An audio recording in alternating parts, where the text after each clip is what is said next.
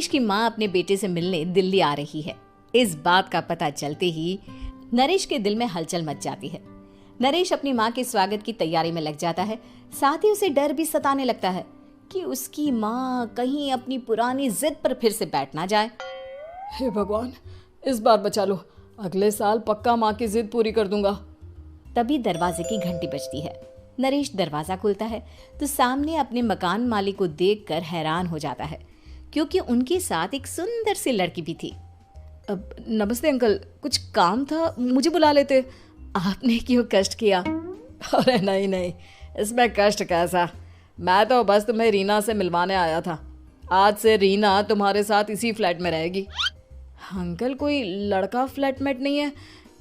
एक अनजान लड़की के साथ रहना मेरे लिए थोड़ा अजीब होगा। देखो नरेश, मैं तुम्हें पहले भी बता चुका हूँ कि इस फ्लैट में तुम्हें किसी ना किसी के साथ एडजस्ट करना ही होगा, या फिर तुम अकेले पूरे फ्लैट का किराया दे दो, मैं किसी को नहीं रखूंगा।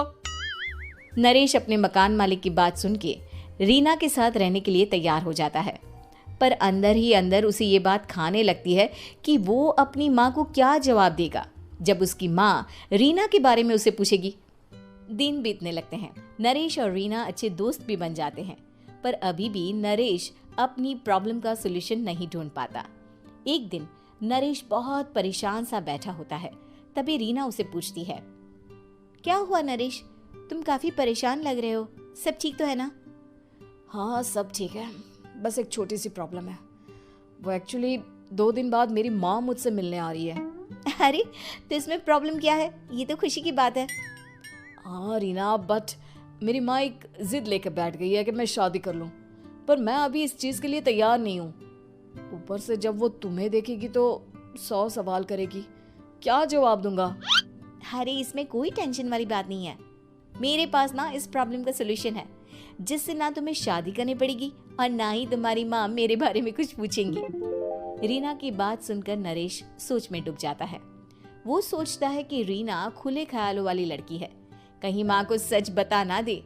नरेश को सोच में डूबा देखकर रीना कहती है, अरे क्या हुआ, किस सोच में पड़ गए? डोंट वरी, जैसा तुम सोच रहे हो ना वैसे कुछ भी नहीं है। मेरे पास एक प्लान है। मैं कुछ समझ नहीं पा रहा हूँ, कैसा प्लान? मैं समझाती हूँ। हम ना एक कॉन्ट्रैक्ट मैरिज कर लेते हैं। फिलहाल मेरे पास जॉब नहीं है, तो तुम इस रूम का किराया दे देना जब तक तुम्हारी माँ यहाँ रहेंगी, सिर्फ तब तक। और तुम अपनी माँ से कह देना कि मैं तुम्हारी पत्नी हूँ, इससे वो मेरे यहाँ रहने पर कोई सवाल भी नहीं करेंगी। अरे बात तुम्हारी ठीक है, पर माँ से झूठ बोलना, ना ना बाबा, मैं ये रिस्क नहीं ले सकता। कोई और आइडिया दो ना तुम। देखो मंजूर हो तो बोलो, वरना सच बता दो, मुझे कोई प्रॉब्लम नहीं है। रीना की बात सुनकर नरेश सोच में डूब जाता है। बहुत सोचने के बाद जब उसे कोई रास्ता नहीं मिलता तो वो रीना के बताए हुए रास्ते पर चलने के लिए तैयार हो जाता है।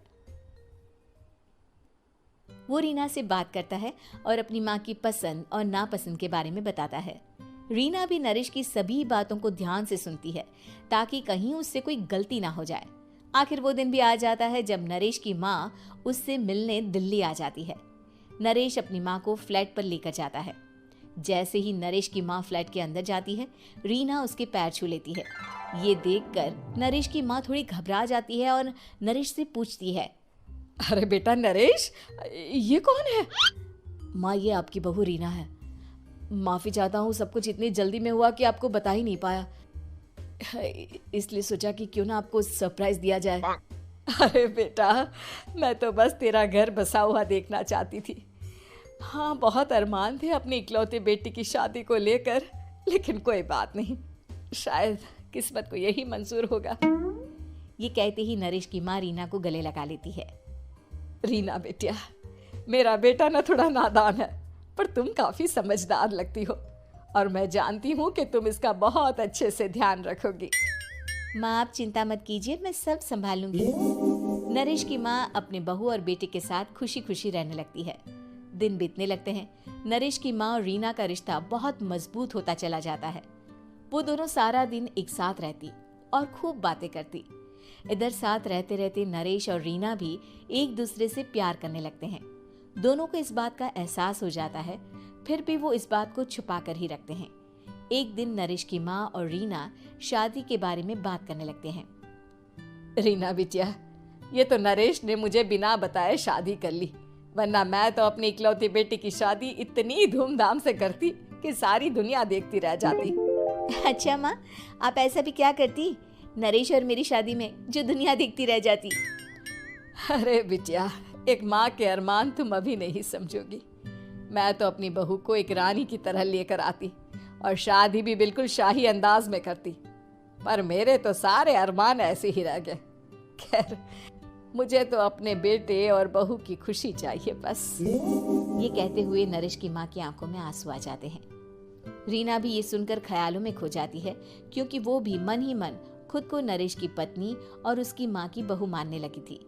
शाम को जब नरेश ऑफिस से घर आता है तो रीना खुद को रोक नहीं पाती और नरेश के सामने उसकी माँ को अपने और नरेश के रिश्ते का सारा सच बता देती है।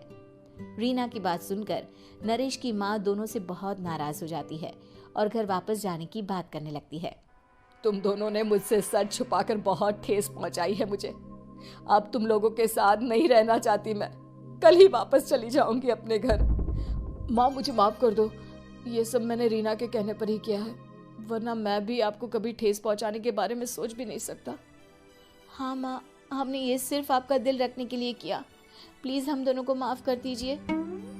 तुम दोनों ने मेरे अरमानों के साथ खिलवाड़ किया है, और वैसे भी मुझे अपने बेटे के लिए एक अच्छी लड़की ढूंढनी है, इसलिए मेरा यहाँ से जाना ही बेहतर होगा। माँ की ये बात सुनकर रीना खुद को रोक नहीं पाती। माँ, क्या मैं आपके घर की बहू बनने लायक नहीं हूँ? रीना की बात सुनकर नरेश हैरान रह जाता है। नरेश की माँ भी कुछ समझ नहीं पाती। मैं कुछ समझी नहीं, आखिर तुम कहना क्या चाहती हो? माँ, मैं वो नरेश से बहुत प्यार करती हूँ और साथ ही साथ मैं आपको भी अपनी माँ मान बैठी हूँ। आज जब आपकी बातें सुनी तो खुद को रोक नहीं पाई, इसलिए सारा सच आपको बता दिया। रीना की बात सुनकर नरेश की माँ की आंखों में आंसू आ जाते हैं और वो अपने बेटे नरेश और रीना को गले लगा लेती है। मेरे घर की बहू तो सिर्फ रीना बिटिया ही बनेगी। मैं आज ही तुम दोनों की शादी की तारीख निकलवा दूंगी, बस एक बार तुम्हारे घर वाले मान जाए। उसी दिन रीना के माता पिता भी उनके फ्लैट पर आ जाते हैं। दोनों परिवार आपस में बैठकर बातें करते हैं और शादी के लिए राजी हो जाते हैं। रीना भी कॉन्ट्रैक्ट फाड़ देती है और कहती है, सही मायने में मैं अब बहू बनूंगी, अब तक तो सिर्फ कॉन्ट्रैक्ट वाली बहू थी।